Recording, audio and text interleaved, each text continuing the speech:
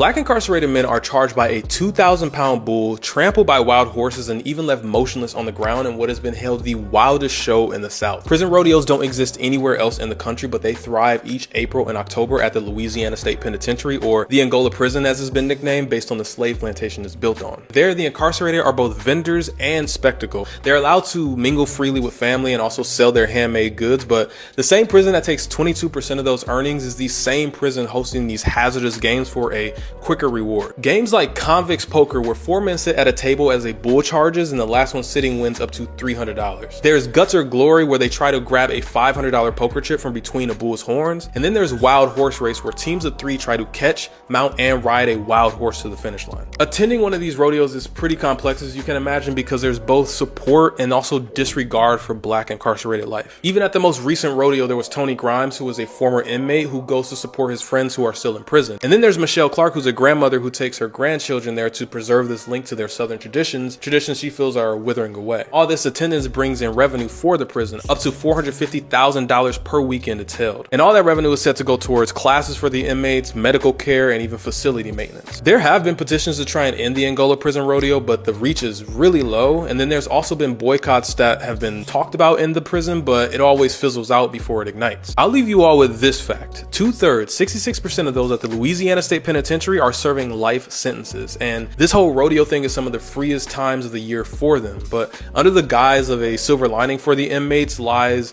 what the Louisiana State Penitentiary is built on, which is America's racist traditions and history, all repackaged, rebranded, and somehow still happening in modern day.